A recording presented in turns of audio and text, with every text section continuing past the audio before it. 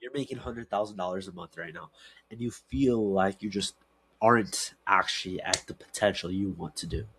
You're making $100,000 a month, but you feel like your sales reps are just holding you back, and you don't know what to do. You feel like everything isn't going the way you want. And look, lots of offer owners have been there. They could be agency owner, consultant, or high ticket service offer owner. But the biggest thing that they do, they don't panic, but they actually just hire a sales rep. That's an A player. And you might be asking, like, how are you hiring these A players? Like, the people I usually hire are BC players. I have to manage them. I have to hire a manager, all of that. But how would if you have someone that is an A player that you don't have to manage? You don't even need a manager for. They just close deals and just need someone you need like that just gets coached by someone else. And you don't have to have that bottleneck where it's that sales rep that's holding you back, but rather just the leads you're giving them. Wouldn't that be crazy? Wouldn't that make you just so much more happy to have that type of sales rep? So in this video, I'll show you break like that step by step of how to figure out how the sales rep and how you can have this type of sales rep. So first of all, first and foremost is their culture and their beliefs. If they're unethical or scammy, you'll know from the beginning when you talk to them. They're like, the only reason I'm here is to make money, just to make as much money as possible. Because look, that's fine and all. Like in the biggest picture of things, yeah. Like you're right. You are trying to make more money, but you have to ask them why though. If they're just there just to make more money and that's it, they don't have any why. That's the biggest indicator that they aren't actually who they say to be, right? Because people who don't have a why they want to make money, usually are for evil reasons they don't want to tell you. Two is they have a previous track record or not. The biggest people that I've seen that are very high reps, A players and all that, are usually inexperienced, but are in good groups.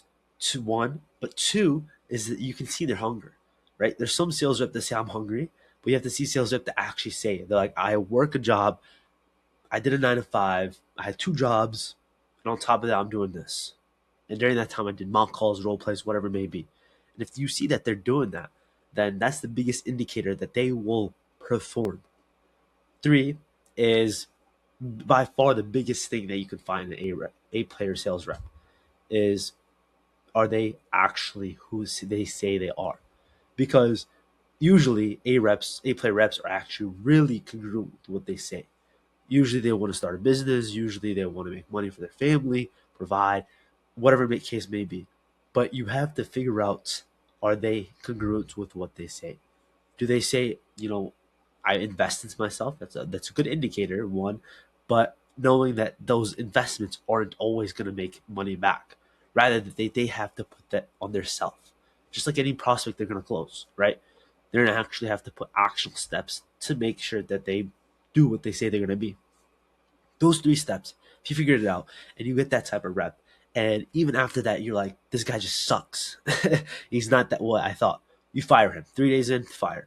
Because usually reps, they can close fast, right? You don't need a whole onboarding process. Usually the only thing they need to do is get on a call and figure it out themselves.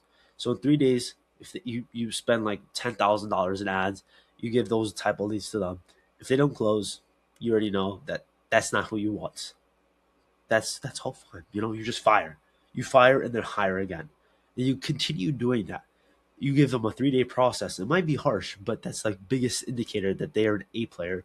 And then boom, by by day 10 at most, you'll find a rep that you want. That you actually can like know it's an A player and they can consistently grow your team from, let's say, 100K, 200, 300, 400, $500,000 a month. And if you're able to get those type of numbers just from one rep every single month, that would change how you put into money into ad spend. How do you put money into sales reps? How you actually manage? How just it could change so much, and you have so much more profit shares.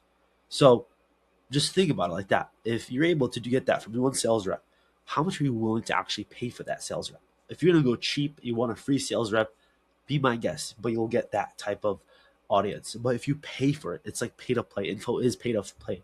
If you find that person who can actually get you there, who can get you those type of reps, you should pay them. Don't even, not even me, just pay the person that actually has those type of reps. So that's at me. I'm out. Figure that out yourself.